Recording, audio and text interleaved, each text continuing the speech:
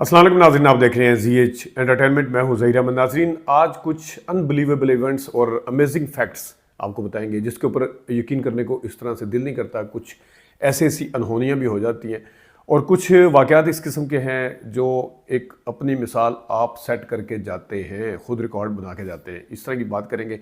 सबसे पहले हम एक फ़िल्म के बारे में बताएंगे जो 12 हफ्ते तक फ्लॉप रही, लेकिन उसके बाद वो हिट हुई और अपने साल की, उस साल की जिस साल में वो रिलीज़ हुई, तीसरी बड़ी सुपरहिट फिल्म कहलाई। अमिताभ बच्चन साहब की एक डायरेक्टर के साथ जिसकी डेब्यू फिल्म थी एज ए डायरेक्टर, कितनी मुंह मारी हुई, क्यों शाउट करते थे अमिताभ बच्चन उस पर, उसके हवाले से बात करेंगे।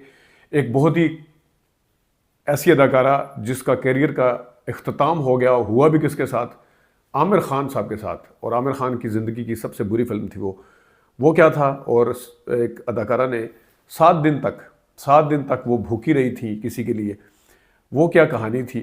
और इसी तरह जनाब साहब एक और ख़बर है जो हम आपको आपके साथ शेयर करेंगे। सबसे पहले शुरू करते हैं हम एक ऐसी फिल्म जो कि 12 हफ्ते तक नाकाम रही। यहाँ पे आपको पता है कि फ़िल्म का ट्रेंड इस तरह का है कि आपको पहले हफ्ते, पहले दिन, शायद पहले शो में भी कहा जा सकता है, अगर मैं मुबालगा रही से काम नहीं ले रहा, तो पहले शो में ही फैसला हो जाता है फिल्म हिट है या फ्लॉप है।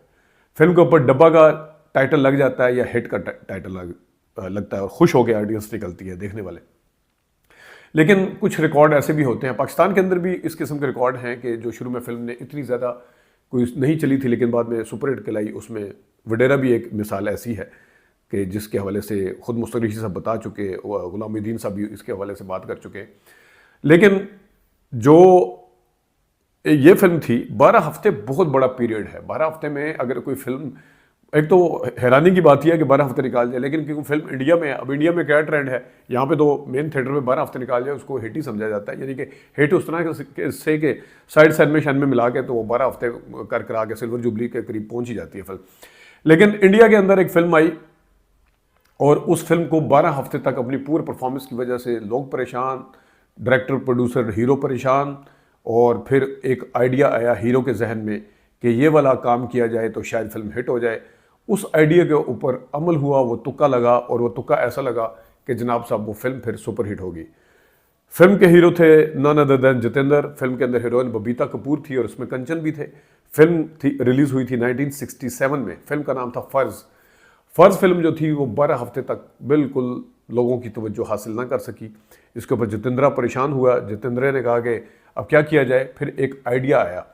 उसको पता था जितेंद्र को कि अगर ये फिल्म 12 हफ्ते की जो तो निकाल गई है, अगर अपने मेन थिएटर के ऊपर 15 हफ्ते तक निकाल गई तो शायद कोई इसको लोग देखने के लिए आ जाए। उसने फिर सिनेमा ऑनर्स को यकीन दहानी करवाई और टिकट खुद खरीदना शुरू कर दी। अब ये डिटेल में नहीं लिखा हुआ कि 3 हफ्ते तक खुद खरीदे या 1 हफ्ते के खरीदे, 2 दिन के खरीदे, कितने खरीदे। बहरहाल उसको प्रोलॉन्ग करने में कामयाब ज़रूर हो गए जितेंद्र साहब। 12 से 15 हफ्ते तक, 15 हफ्ते से पहले ही लोगों की फिर ऐसा ऐसा क्यों बनना शुरू होगी, लाइनें लगना शुरू होगी। और एंड रिजल्ट क्या हुआ कि 1967 में जितनी फिल्में आई थी, फर्ज फिल्म जो थी वो नंबर 3 पे स्टैंड करती है। तो ये है। वैसे जितेंद्र का एक और रिकॉर्ड भी है कि एक फिल्म आई थी 1984 में, वो सिर्फ 2 से 3 करोड़ में फिल्म बनी थी और फिल्म ने उस ज़माने में 9 करोड़ रुपया कमाया था। फिल्म का नाम था तोहफा। तो तोहफा फिल्म जो थी वो 2 बहनों की स्टोरी थी जो एक ही बंदे को पसंद करती हैं। वो अपने ज़माने की ये भी मशहूर फिल्म थी। तो इस किस्म के रिकॉर्ड भी बाज़ दफ़ा होते हैं कि फ़िल्म के अंदर जनाब साहब 9 करोड़ रुपया कमाया। कि उस ज़माने में अमिताभ बच्चन सुपरस्टार थे, राजेश खन्ना अपना आखिरी इनिंग खेल रहा था 84 तक, तो वो बिल्कुल ही सोतन मोतन पहले आ गई थी। लेकिन बहरहाल उसके दरमियान में धर्मेंद्रा भी था, वो भी फिल्में दे रहा था। फिर मिथुन चक्रवर्ती की भी एंट्री हो चुकी थी। तो फिर भी जितेंद्र की फिल्म तोहफा जो थी 1984 की, उसने रिकॉर्ड कायम किए। अब आते हैं एक और फिल्म की तरफ। अमिताभ बच्चन जो एक डायरेक्टर थे, आर बाल्की, उनकी डेब्यू फिल्म थी और वो फिल्म लंदन में शूट हुई थी।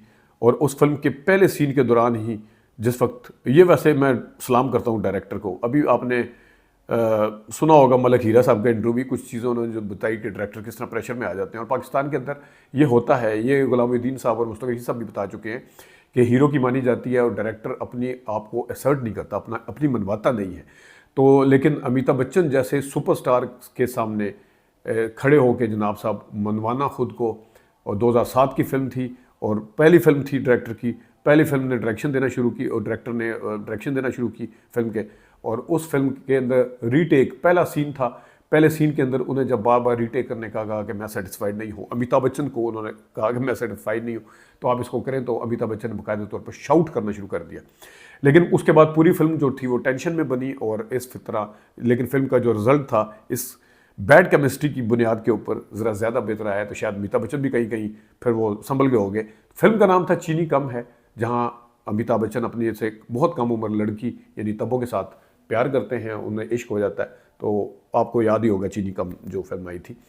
तो ये था जनाब साहब। एक और हम आपको बड़ी दिलचस्प स्टोरी सुनाते हैं। आमिर खान को पता नहीं किस किस टाइटल से मिस्टर परफेक्ट और पता नहीं किस किस टाइटल से नवाजा जाता है।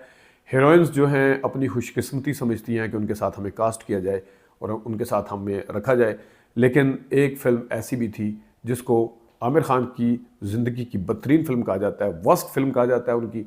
और फिल्म की जो हीरोइन थी उसके बाद वो उससे पहले जो फिल्में साइन की हुई थी वही उन्होंने मुकम्मल करवाई थी। उसके बाद उनका करियर जो था ऑलमोस्ट ख़त्म हो गया और फिर वो अपने पिया घर सुधार गई। आजकल वो इंटीरियर डिज़ाइनर के तौर पर जानी जाती हैं, आथर को के तौर पर जानी जाती हैं, लेकिन कोई इतनी अच्छी अदाकारा के तौर पर नहीं जानी जाती। फिल्म का नाम था मेला। फिल्म में लीड किरदार थे आमिर खान और ट्विंकल खन्ना के। ट्विंकल खन्ना की ये जो फिल्म थी इसके अंदर जनाब साहब परफॉर्मेंस की जो तारीफ़ हुई किसी एक अदाकार की हुई थी।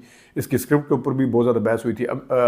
जो आमिर खान साहब हैं वो भी ये कहते हुए पाए जाते हैं कि उनकी ये फ़िल्म अच्छी नहीं थी और उनको ये साइन नहीं करनी चाहिए थी, उनके करियर की ख़राब फिल्म थी। लेकिन आमिर खान साहब आज तक हुकूमत करते आए हैं और ख़ास तौर पे 2000 के बाद तो जो उन्होंने फ़िल्में दी हैं वो तो अपनी मिसाल आप हैं अपने टॉपिक्स के हिसाब से। क्या तारे ज़मीं पे, क्या पीके, क्या लगा चुनरी में दाग, क्या लगा चुनरी में दाग नहीं, वो कौन सा था, चुनरिया तेरी चुनरिया, पता नहीं क्या थे। फिर मंगल पांडे, वो जो मंगल खान वो वाली जो फिल्म थी। फिर उनकी एक से एक यानी फिल्म आई, ये दंगल देख लें आप। उसके अलावा है तो वो मोमेंटो की कॉपी थी, लेकिन गजनी वो फिल्म, तो एक से एक फिल्म उन्होंने दी है और उसने बिज़नेस किया, वो तो आज तक खड़े हुए हैं। लेकिन हीरोइन का जो था वो मक्खू ठप्पा गया इस फिल्म के बाद और उन्होंने अक्षय कुमार से शादी कर ली। राजेश खन्ना की बेटी थी ट्विंकल खन्ना, डिम्पल कपाड़िया की बेटी थी और इस तरीके से वो उसका करियर फिनिश हो गया। अब आते हैं जनाब, एक और ख़बर थी। एक ऐसी अदाकारा जिसने अपने साथी के बीमार होने पर 7 दिन तक भूखी रही। वो भूखी किस सेंस में रही थी, क्या चीज़ खाती थी क्या नहीं, इसकी तो तफसील हमारे पास नहीं है। लेकिन ये इन दोनों का एक साथ कम से कम मुख्तलिफ ज़ुबानों के अंदर 20 फिल्में इन्होंने एक साथ की। और जो हीरो था वो हीरोइन से 13 साल बड़ा था और उसकी बीमारी हुई, उस बीमारी की वजह से हीरोइन जो थी वो 7 दिन तक भूखी रही और उसने हिंदू होने के बावजूद एक मज़ार के ऊपर जाके दुआएं भी की और मनते शनते भी मानी। लेकिन जो हीरो था वो उनकी मदर के साथ भी ताल्लुकात थे, दोस्ती थी, उनके घरेलू ताल्लुकात जिसे कहते हैं। तो वो नन अदर दैन रजनीकांत और श्रीदेवी की बात कर रहा हूँ। 2011 में एक बहुत बीमारी ने आ लिया और बीमार हो गए बड़े शदीद किस्म के, तो हालात उनकी बहुत ख़राब हो गई थी। तो उस ज़माने में श्रीदेवी ने यह फ़ैसला किया और कि उनकी सेहत के हवाले से उन्होंने एक भूखा रहने का फ़ैसला किया और उसके साथ वो मज़ार पे भी गई। तो ये एक जाना जाता है अपनी मिसाल आपके तौर के ऊपर कि दोस्ती के रजनीकांत के बीमारी के ऊपर अगर कोई सबसे ज़्यादा कंसर्न था उस वक्त तो वो थी श्रीदेवी। अब आखिर में एक ऐसी अदाकारा के बारे में आपको बताते हैं जो कि 43 ईयर्स की हैं और वो सिंगल हैं, लेकिन उनके 3 अफेयर रहे हैं और उनकी फिल्में भी बड़ी सुपरहिट होती हैं। तेलुगु फिल्म की मानी हुई हीरोइन है अनुष्का शेट्टी। अनुष्का शेट्टी ये वही हैं जो बाहुबली में काम जिन्होंने किया और उसने वर्ल्ड रिकॉर्ड कायम किया। दुनिया के अंदर 1700 करोड़ रुपया कमाया इस फिल्म ने और इंडिया के अंदर भी रिकॉर्ड होल्डर फिल्म रही बाहुबली इसकी हीरोइन। और इन्होंने और फिल्मों में भी काम किया। अनुष्का शेट्टी ने 43 साल की इनकी एज है।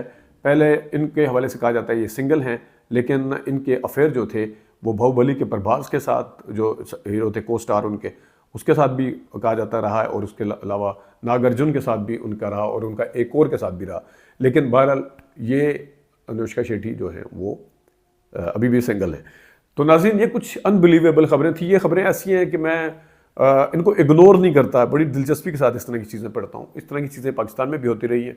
अल्ताफ़ हुसैन साहब फिल्मों के बारे में बताते रहे हैं कि किस तरीके से जल्दी में बनाई गई फिल्में हिट हो जाती थी, किस तरीके से जिनके साथ बड़ी उम्मीदें लगाई जाती थी वो फिल्में फ्लॉप हो जाती थी, किस तरीके से शबाब करानवी की भी मिसाल है कि उनकी जो पूरी प्लान करके एक फ़िल्म बनी थी वो जो थी वो नाकाम हो गई थी, जो जल्दी में बनाई गई थी, क्योंकि बड़ी वाली फिल्म बनाने में भी टाइम था, तो जल्दी जल्दी में जो बनाई गई फिल्म थी वो हिट हो जाती थी। तो सेम स्क्रिप्ट के ऊपर बड़े माने हुए अदाकार, मंजे हुए अदाकार, मंजे हुए डायरेक्टर, मंजे हुए राइटर की फिल्म फेल होगी। वही वाला स्क्रिप्ट एवरेज अदाकारों के साथ या कंपैरेटिवली कम कामयाब अदाकारों के साथ नए डायरेक्टर के साथ फिल्म जो थी वो हैदर चौधरी और अल्ताफ हुसैन का आपको पता है, वो भी मैं आपको किस्सा काफ़ी दफ़ा सुना चुका हूँ। तो ये वाले काम फिल्म इंडस्ट्री, शोबिज़ की इंडस्ट्री के अंदर होते हैं। इस तरह के किस्से आपके सामने और भी लेके आते रहेंगे। उम्मीद है आप पसंद करेंगे। अपना ख्याल रखिएगा। इजाज़त दीजिए। अल्लाह हाफ़िज़।